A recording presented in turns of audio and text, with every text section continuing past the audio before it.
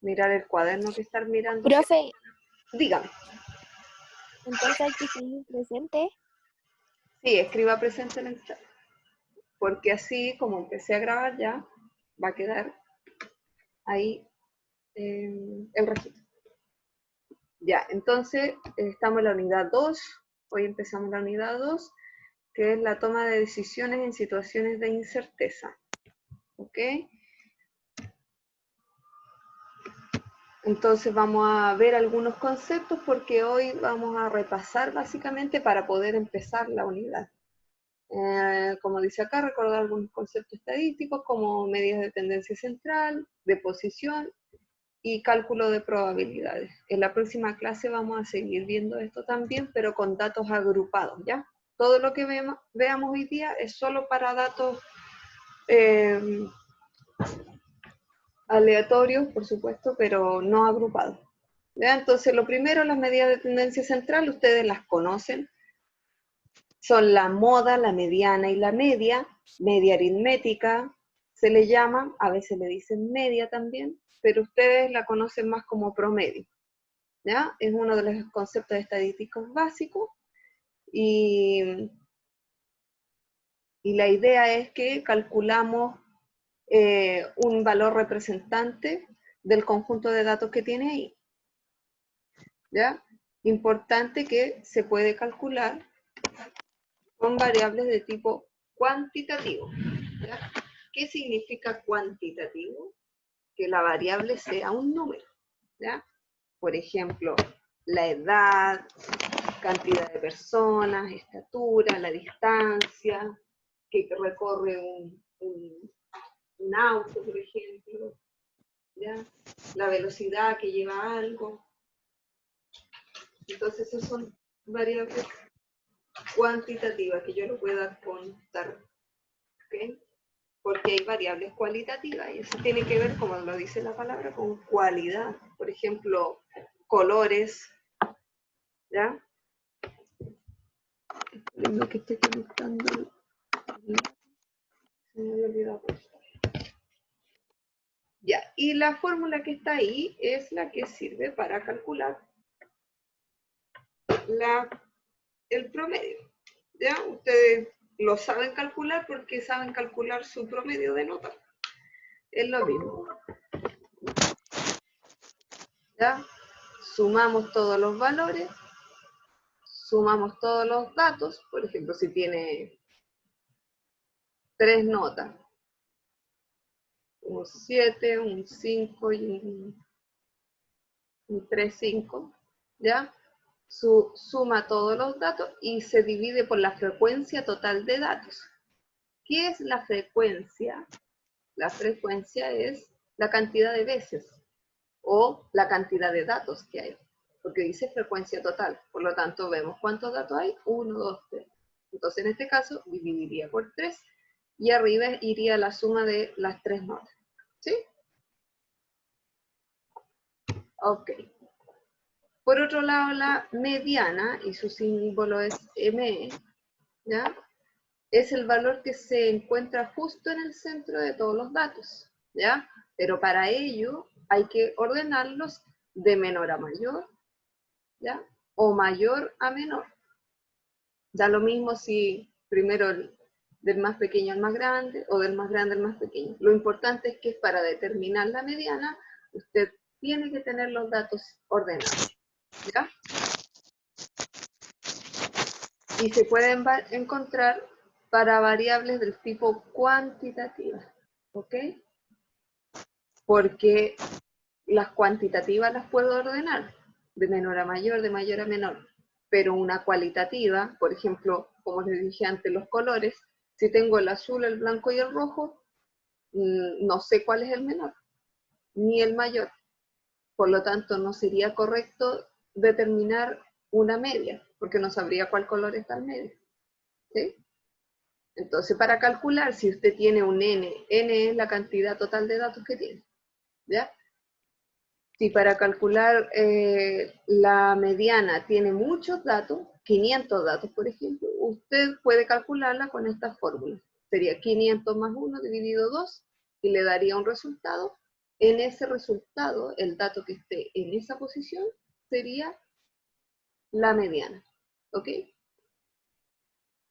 Ahora, esto es importante. Cuando la cantidad de datos es par, cuando usted tiene una cantidad de datos par, se calcula el promedio de los datos del centro. ¿Ok?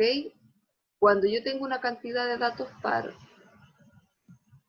por ejemplo, ahí tengo 4 datos, en el centro van a haber 2 datos.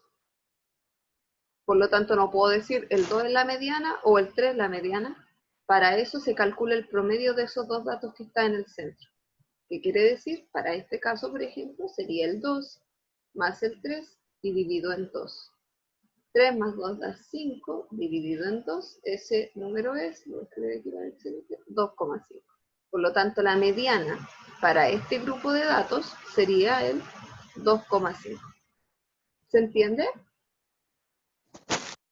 ¿Hasta aquí hay alguien que tenga alguna duda? No, profe. Ya. Y por último, la moda, ¿ya? Bueno, lo dice la palabra, es el dato que más se repite o que tiene mayor frecuencia absoluta, así está mejor dicho, ¿ya? Se simboliza con el MO y la moda existe para datos cuantitativos y cualitativos. Como dice que es lo que más se repite, yo puedo contar cuántas veces se repite un color, un elemento de escritorio, por ejemplo, si estamos clasificando elementos de escritorio. ¿Sí? Entonces puede ser quali o quanti. Ahora, si en un grupo la moda es más de un valor, porque en un grupo de datos puede que se me repitan 5 veces 2 cosas, se dice que es una distribución bimodal, cuando se repiten 2 datos, la misma cantidad. ¿Ok? Y esa cantidad es la mayor. ¿Sí? Ahora, si tengo más de 2 datos que se repiten, la misma cantidad, se dice multimodal. Multimodal significa que tiene muchas modas, y bimodal, bi habla de 2, significa que tiene 2 modas ese experimento o ese conjunto de datos. ¿Ok? Entonces, para poder entender esto o básicamente reforzar, vamos a hacer un ejercicio, ¿ok? Oh, si no puedo ir aquí. Okay. Entonces dice, calcula el promedio, la media y la moda. Lo primero que podemos hacer es ordenar los datos de menor a mayor. Tengo que el menor dato es el 10, después seguiría el 20. 18, profe. 18, profe. Gracias, 21. Están atentos entonces.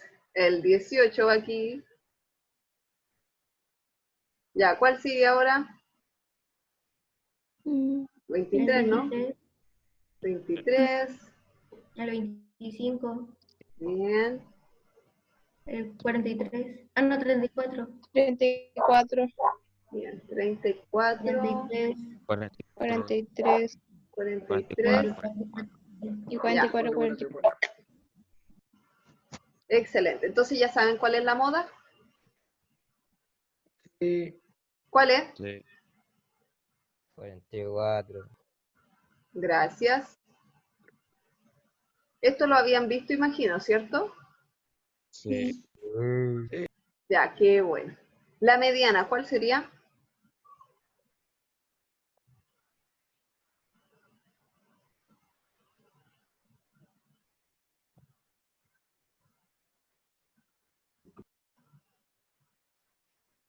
¿24? 24.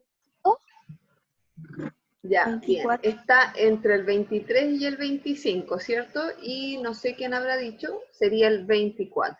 Ahora, ¿por qué el 24? Porque como vimos anteriormente, se calcula el promedio entre los 2 datos que están al centro.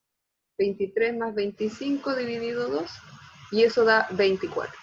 Es el punto medio, y el número que está al medio es el 24. Y el promedio sería sumar todos esos datos. Si alguien tiene calculadora ahí, sería bueno que lo calculara mientras yo escribo esto. Eso ayuda.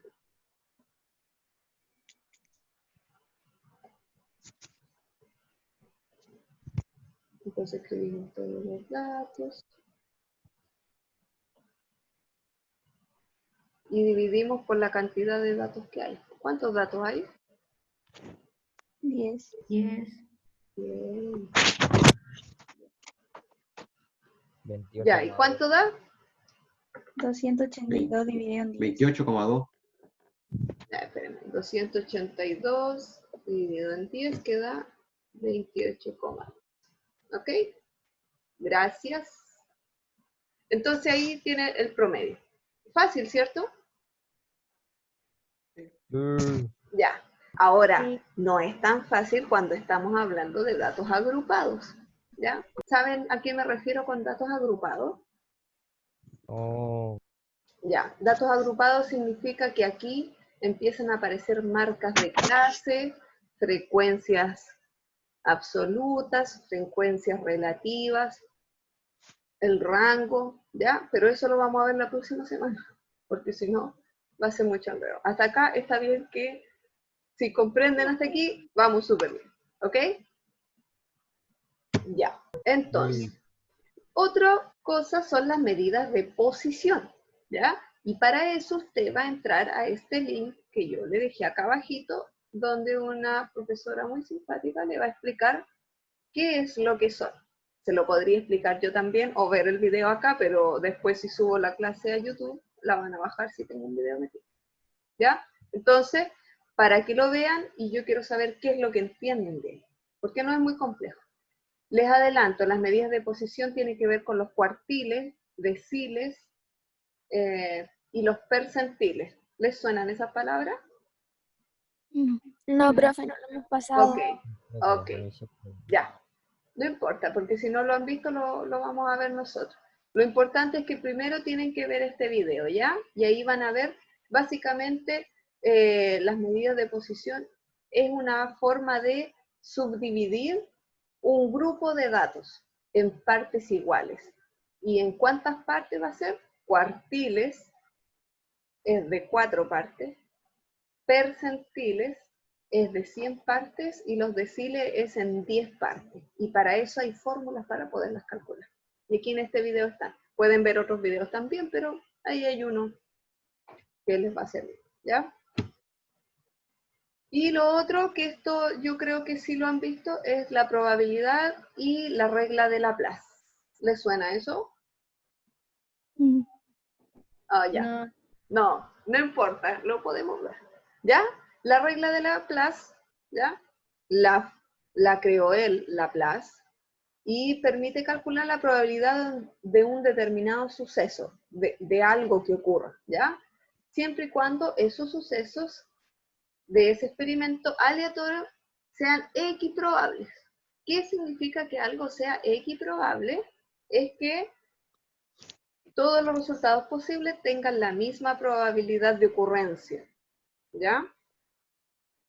Para calcular la probabilidad de un suceso A, le pusimos aquí, por ejemplo, se calcula con esta fórmula. La probabilidad de A va a ser igual a los casos favorables a A. Por ejemplo, si yo lanzo una moneda, ¿cuál es la probabilidad de que me salga cara? ¿Sí? El suceso sería que al lanzar la moneda me salga cara. Ese sería el caso favorable.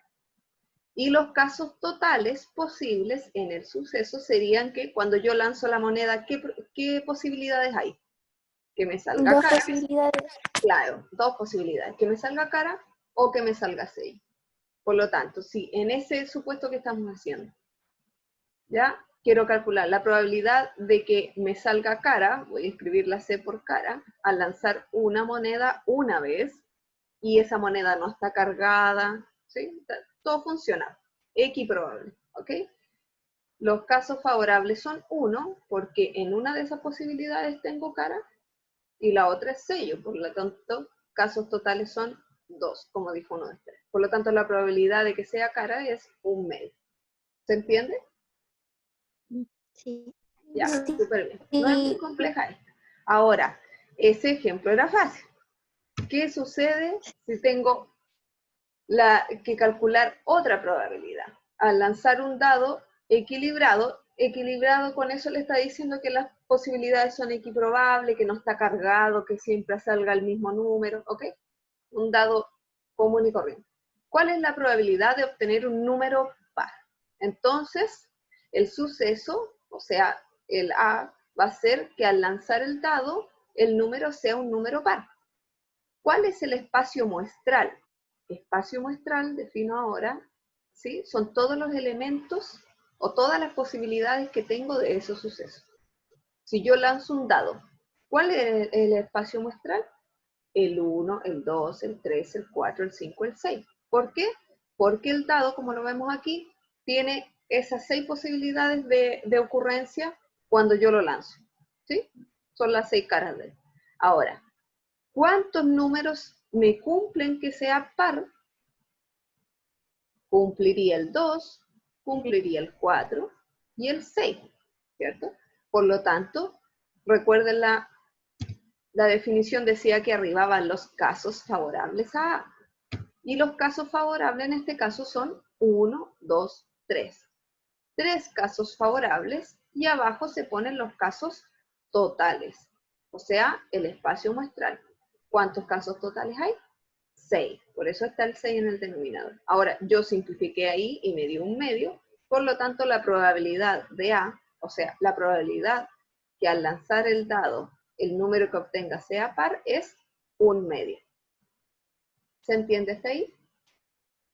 Sí. Sí, profe. Ok. Profe, Dígame. esto es con estadística igual, por ejemplo, podría ser 50% de probabilidad de que salga un número par.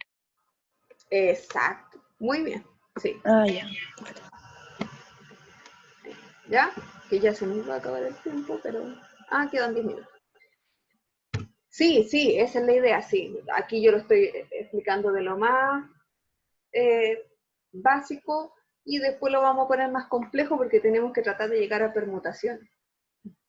Que es algo que no es tan difícil, pero es un poco más complejo. Ya, acá tenemos otro ejemplo. Tengo una urna que tiene 6 pelotas blancas, 5 negras y 4 rojas. Si se extrae una pelota al azar, calculemos la probabilidad de que esa pelota sea blanca. ¿Cuál es la probabilidad de que esa pelota, y que sea blanca le voy a poner B, que sea negra le voy a poner N, y que sea roja le voy a poner R, al suceso, ¿ok? ¿Cuál sería la probabilidad que tenemos que calcular para que esa pelota sea blanca? ¿Qué número iría en el numerador? 6. 6. ¿Por qué? Porque es la cantidad de pelotas blancas que hay. Excelente. Y abajo, ¿qué número va? 15. Excelente, 15. Y ese es el número del espacio muestral. Significa que en esa cajita deberían haber 15 pelotas. Por lo tanto, ¿qué fracción me queda aquí? 3 quintos. ¿Tan seguro que es 3 2 quintos? quintos. 2 Eso. quintos, profe. Muy bien, 2 quintos. ¿Ok? Y como dijo alguien que no alcancé a ver el nombre de la persona que dijo recién, esto también se puede pasar a porcentaje. El 2 se divide en 5 y se multiplica por 10. Y tenemos el porcentaje de pelotas blancas que hay en esa caja. ¿Ok? Así que la probabilidad de que al sacar una pelota esa sea blanca es 2 quintos. ¿Ok? Ahora, la probabilidad de obtener una pelota negra, ¿cuánto sería la fracción? 5 por 15. Bien. Y eso da como resultado, 5. da Un tercio. Un tercio. un tercio. Eso significa, también se puede leer así, que de cada 3 pelotas que saque, una de esas va a ser negra. ¿Ya? También se leen así esas cosas. ¿Y cuál es la probabilidad de que no sea roja? Fíjese que le puse una rayita arriba. Cuando en matemática eso es negado. Si pongo la variable y le pongo la raya arriba, significa que la pelota sea roja, pero negado, que no sea roja. ¿Cuál es la probabilidad de que la pelota no sea roja? 11, ¿por qué? Porque sería la posibilidad que tendría de sacar pelotas blancas y negras. Excelente. ¿Ya? 11 sobre 15 y ahí queda la probabilidad. ¿Se entendió? Sí. Sí. Ya. No es muy difícil, ¿cierto? ¿Ya? Ahora, ¿cuándo se complica esto? Cuando, por ejemplo, decimos esta misma cantidad de pelota, ¿cuál es la probabilidad de que al lanzarla 2 veces sin reposición, o sea, saco una pelota, no al lanzarla, al sacarla, saco una pelota y que sea blanca, y después saco otra y que sea roja? ¿Cuál es esa probabilidad? Eso también se puede calcular. Y sin reposición. Si yo saco una pelota a la segunda vez, si tenía 15 pelotas, me van a quedar 14 pelotas porque ya saqué una. ¿Sí? Ahora, esa es una cosa, pero eso mismo también lo puedo hacer con reposición. ¿Ya? Esas 15 pelotas, saco una pelota y que sea blanca, ¿ya? Y después la devuelvo y la probabilidad de que ahora al sacar otra también sea blanca. ¿Ya? Eso también se puede calcular, pero lo vamos a ver la próxima semana, ¿ya? Porque si no, mucha información y se pueden confundir. Ya, y hasta ahí era la clase de hoy. Muchas gracias, y si tienen alguna pregunta o consulta, recuerden que lo pueden hacer por Betel o por mi teléfono o por correo, lo que les acomode mejor. ¿Ya?